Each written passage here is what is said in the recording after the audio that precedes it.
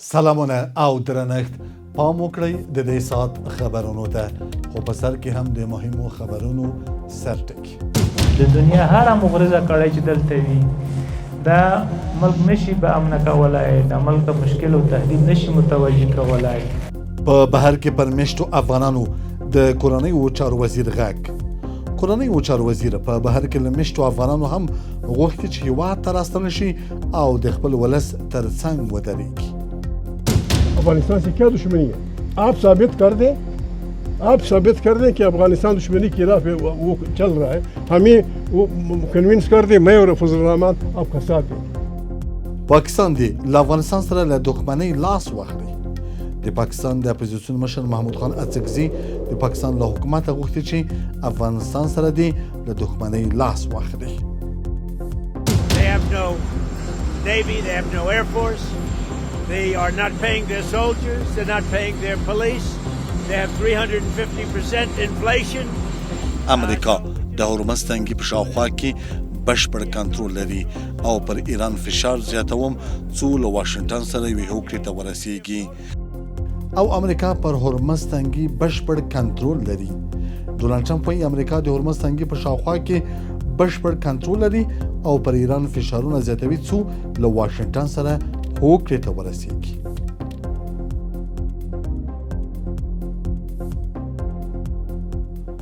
دا هم پوره خبرونه. د کورنیو چارو وزیر خلیفه سراج الدین حقانی د بامیانو له ولس قومي مشرانو او مخورو سره په لیدنه کې ویلي د افغانانو یووالی او ورورولۍ د هیواد د امنیت او ثبات د ساتنې لپاره مهم دی.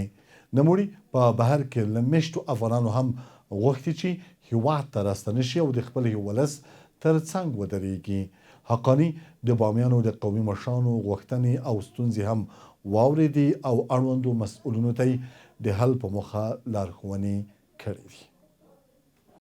د کورنیو چارو وزیر خلیفه سراج الدین حقانی د بامیانو له ولس سره په لیدنه کې ویلي که په هیواد کې یووالی او ورورولۍ موجوده وي د نړۍ هیڅ مغرضه کړۍ نشي کولی افغانستان نا امنه کړي. نوموړي ټینګار کړی چې د هیواد د ثبات او امنیت د ساتنې لپاره د ولس یووالی او ګډه همکارۍ مهمه ده. د دنیا هر مغرضه کړی چې دلته وي دا ملک نشي به امن کولای د ملک مشکل او تهدید نشي متوجه کولای. موږ به په لوی سر کې د خپل شخصي مشکلاتو ضرورتو ته نه ګوري، موږ به د عازمي ګټې ته وګورو چې د ملک په سطح هم څومره په دې اتفاق کې ګټه لري، څومره خیر لري، څومره د دې ملک خودکفایي لري. دغه په نظر کې نیول دا په مرور د وخت سره د نورو ستونزې خپله حل کړي. د کورنیو چارو وزیر دغه راز په بهر کې پر میشتو افغانانو غږ کړی چې هیواد ته راستنه شي او د خپل ولس ترڅنګ ودرېږي. نوموړي ویلي هغه کسان چې د افغانستان او د هیواد د ملي ګټو مخالف وي د افغان ولس له مخالفت سره به مخ شي. او ټولو قدرمن هغه مشران چې د افغانستان دي خارج کې پاتې کېږي هغې نه موږ داسې احترامانه خواهش لرو چې دا تاسو خپل کور کلی وطن دی، دغه ولسونه چې کوم دي په تاسو خبرې کوي تاسو په دې ولسونو باندې خبرې کوئ. دا هم داسې نه ده چې موږ دلته د یو چا د ذات سره مخالف یو. نه، اسلامي امارت چې یو د وحید او حکمنامې نه وروسته عمومي عفه جناب امیرالمؤمنین صاحب اعلان کړه، بیا به تاسو دا نه ویل دلی چې چا سره زړې محاسبې په دې باندې شوې وي او نه دا محاسبې پروګرام اراده شته چې موږ د چا سره په دې باندې محاسبې وکړو. ښاغلي حقانی د افغانستان اوسنی امنیت او ثبات د هیواد ستره پانګه وبلله او ویل چې افغانستان د ټولو افغانانو ګډ کور دی. د قوم، سمت او ژبې په بنسټ بېلتونونه د بهرنیو مغرضانه هڅو پایله وه. مشکلات نه بعد چې یو پرامن افغانستان، یو متفق و متحد افغانستان چې افغانستان ولسونه خپل منځ کې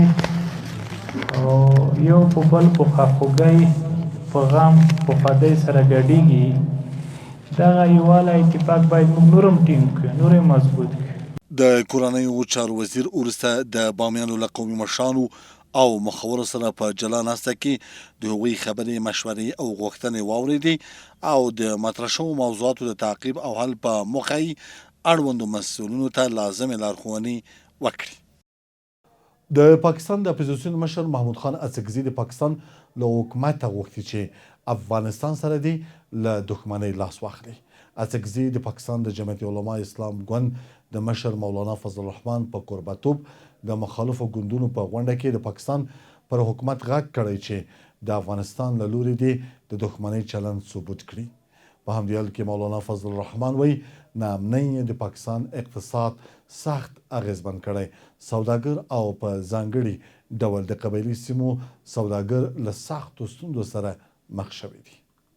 د پاکستان د اپوزیسیون مشر محمود خان اڅکزي د پاکستان له حکومته غوښتي چې افغانستان سره دې له دښمنۍ لاس واخلي.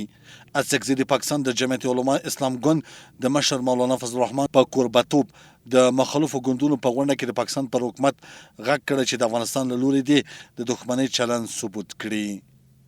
افغانستان से क्या दुश्मनी है? आप साबित कर दें कि अफगानिस्तान दुश्मनी की राह पे वो चल रहा है. हमें वो कन्विंस कर दें, मैं और फजल रहमान आपका साथ दें, वरना बिस्मिल्लाह करें. ईरान के साथ जंग जारी है, बर्बादी है. د افغانستان سره کومه دښمني ده او پاکستان دې دا ثبوت وړاندې کړي او بیا به دوی هم ورسره ودرېږي. د پاکستان پوځ او استخباراتي ادارې دې هم د نړۍ د نورو ادارو په څیر چلند وکړي. حکومت په خپل سر اقدامات کوي، اپوزیسیون ته پام نه کوي او پارلمان کمزوره کوي. په پاکستان کې چې دا مهال څه روان دي، په داسې وضعیت کې هېواد نشي چلول کېدی. خو موږ به د پاکستان د بربادۍ اجازه ورنه کړو او که موږ اړ شو نړیوال عدالت ته به لاړ شو. په همدې حال کې مولانا فضل الرحمن هم په دې خبري غونډه کې وویل چې دوی هوکړه کړې چې په پارلمان کې به په ګډ اپوزیسیون کوي. د نوموړي په وینا له شاوخوا 20 کلونو راهیسې د ترهګرۍ پر وړاندې د عملیاتو او د امنیت د ټینګښت په نوم یوازې باورونه ورکول کیږي. सूबों की बातें की जा रही हैं, किस तरह की जा रही है, कुछ समझ में नहीं आ रहा कि वो किस उम्मीद पर इस किस्म की बातें कर रहे हैं. نامني د پاکستان اقتصاد سخت اغیزمن کړی، سوداګر او په ځانګړي ډول د قبایلو سیمو سوداګر د سختو ستونزو سره مخ شوي دي. پاکستان له افغانستان سره او ختیځې پولې سره د تګ راتګ او سوداګرۍ د بندښت له امله د سخت اقتصادي وضعیت سره مخ دي. ناسمو سیاستونو پاکستان محاصره کړی او په سیمه کې پاکستان د یو ناامنه او محاصره شوي هیواد بڼه خپله کړې ده. دا په داسې حال کې ده چې پاکستان له جدي امنیتي ستونزو سره مخ دی او په ځانګړي ډول په دوو ایالتونو خیبر پښتونخوا او بلوچستان کې جګړه ییز وضعیت دی.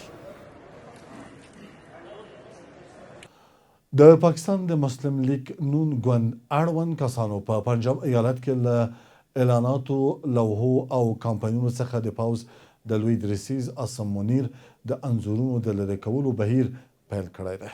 په ټولنیزو رسنیو کې خپره شوې یو ویډیو ښیي چې د پنجاب په بېلابېلو سیمو کې د عاصم منیر انځورونه له اعلاناتي لوحو لرې کېږي.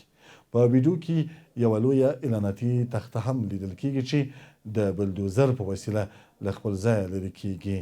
دا ګام داسې مهال کېږي چې د پاکستان د پخواني لومړي وزیر عمران خان د روغتیا او روغتون ته د هغه د احتمالي لیږد په اړه د سترې محکمې له پرېکړې وروسته د شریف کورنۍ او پوځ ترمنځ د سیاسي اړیکو او اختلافونو په اړه بحثونه یو ځل بیا تاوده شوي.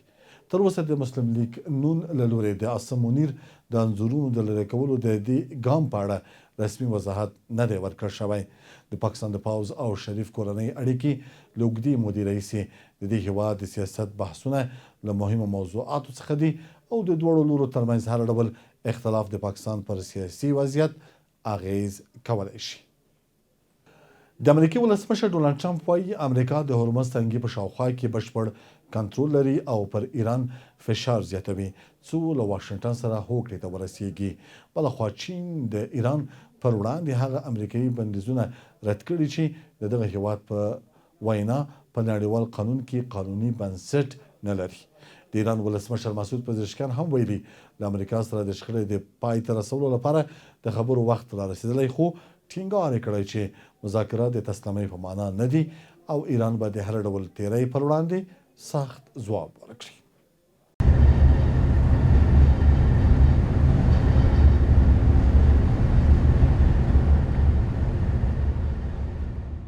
د امریکا او ایران ترمنځ د ترنګلتیاو په دوام د امریکای ولسمشر ډونالډ ټرمپ وایي امریکا د هورمز تنګي په شاوخوا کې بشپړ کنټرول لري او پر ایران فشار زیات کړی څو له واشنگټن سره هوکړې ته ورسیږي. ټرمپ ادعا کړې چې ایران له سخت اقتصادي وضعیت سره مخ دی، د سرتیرو او پولیسو د معاشونو په ورکولو کې ستونزې لري او انفلاسیون یې 350 سلنې ته رسیدلی دی. They have no Navy, they have no Air Force, they are not paying their soldiers, they're not paying their police, they have 350% inflation. امریکا د هورمز تنګي په شاوخوا کې بشپړ کنټرول لري او پر ایران فشار زیاتوم څو له واشنگټن سره یوې هوکړې ته ورسیږي. د ایران وضعیت ډېر ترنګلی دی او دغه هیواد پیسې نه لري، د خپلو سرتیرو او پولیسو د معاشونو په ورکړه کې له ستونزو سره مخ دی او انفلاسیون یې 350 سلنې ته رسیدلی.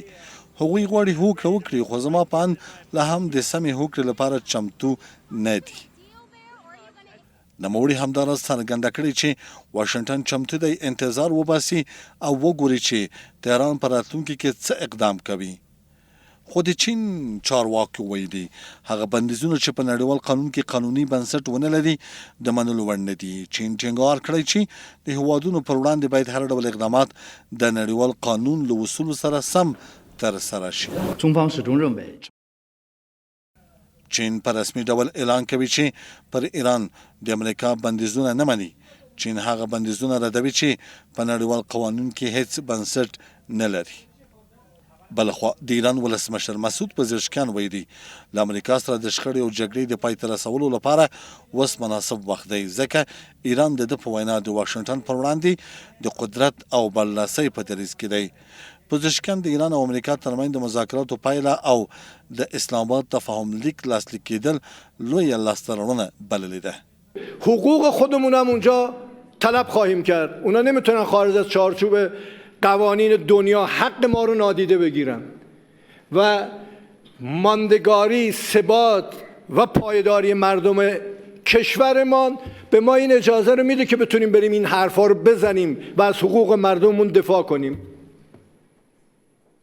میتونیم دفاع برای اینکه مردم ایستادن. مردم در مقابل سختی‌هایی که الان باش مواجهن همراهی کردن. من واقعا از این مردم نمیدونم چجوری باید تشکر کنم. و ما امروز با همه وجودمون درک میکنیم که جبهه مقاومت از هر زمان دیگری زنده تر و در میدان تر است در مقابل رژیم صهیونیستی و آمریکای جنایتکار.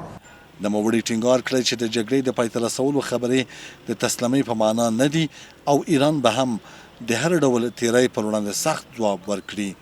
د پزشکیان دا څرګندولو وروسته له هغه شوي چې د امریکې د خزانې وزیر د ایران پر وړاندې د پراخو اقتصادي بندیزونو د لګولو خبر ورکړی دی. د یک ټلویزیون قدرمنو او معزز لیدونکو زما خبري سرویس ترمزي په همدې ځای پای ته ورسید. له مالتیا څخه مو